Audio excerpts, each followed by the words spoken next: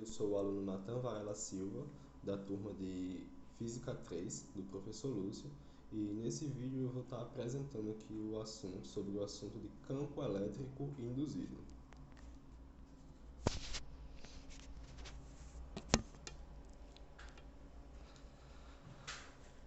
Bom, então vamos lá. Primeiro passo que nós precisamos entender é que um campo elétrico induzido ele vai surgir quando temos um campo magnético variável, né? Ou seja, variando no tempo. Vamos fazer análise da seguinte situação.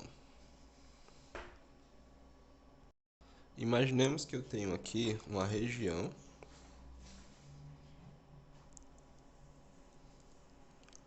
e nessa minha região eu tenho um campo magnético,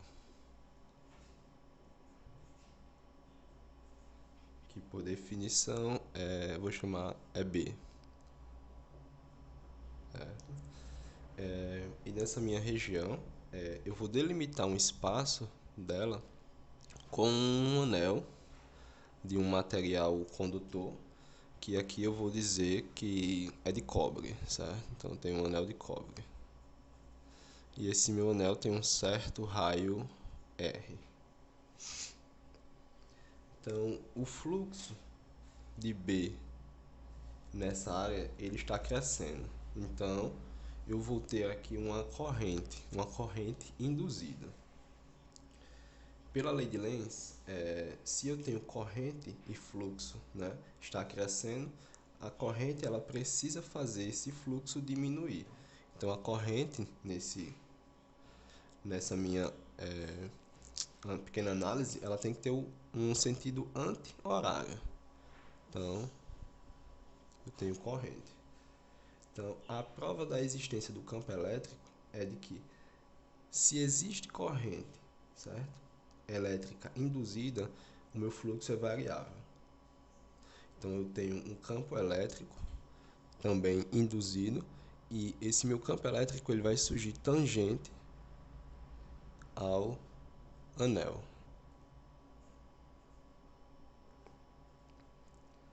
Certo? Esse meu campo elétrico é E.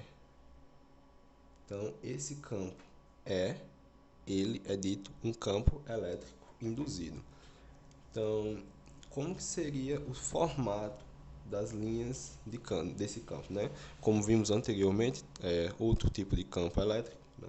Nesse tipo de campo elétrico, as linhas de campo dele seriam linhas concêntricas. Então, ficaria mais ou menos isso aqui, certo? Linhas concêntricas. Esse seria o modelo de linha de campo. Tá, então nós consideramos aqui que esse meu campo, né, B, ele varia com o tempo e ele está crescendo, certo? Então ele é positivo. Portanto,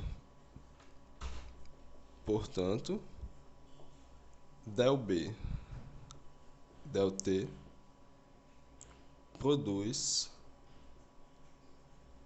campo elétrico induzido, certo? Então eu tenho um campo magnético variando no tempo, então produz campo elétrico induzido. E essa aqui é uma das reformulações da lei de Faraday. Nós podemos ver a aplicação de campos induzidos, por exemplo, em transformadores e em motores elétricos, por exemplo. Agora imaginemos a seguinte situação. Se colocarmos uma carga de prova Q nesse meu campo, nessa minha análise aqui, ela vai ser deslocada a fim de seguir o caminho do anel de cobre. Então eu vou chamar essa minha carga de prova aqui, Q, e eu vou introduzir ela aqui nesse campo, certo? Então nós vamos ter, veja bem, eu tenho uma carga Q, que sobre ela vai atuar uma força Q0 vezes E, que é o meu campo elétrico. Pela definição de trabalho, ficaria integral, representada assim, dessa maneira, pois nós temos aqui seguindo um caminho, certo? Fechado, Q0, né? Meu campo, dE. Q0 pode sair para fora da minha integral, como eu tenho é constante, né, esse valor, então ficaria integral de E dE.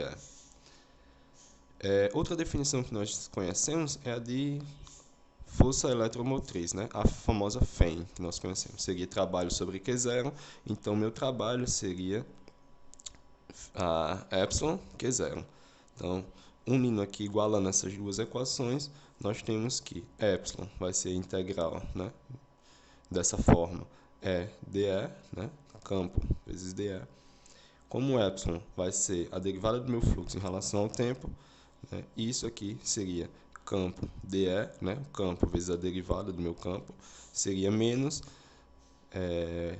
delta, né, ou D, variação do meu, o meu fluxo do meu campo em relação ao tempo.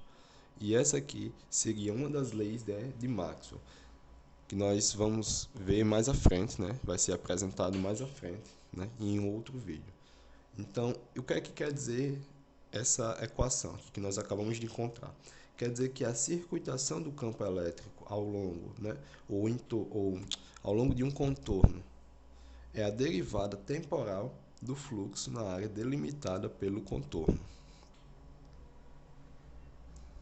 Nós podemos concluir isso, né, a partir da relação do trabalho que age sobre uma força, né, inserida nesse meu campo elétrico induzido.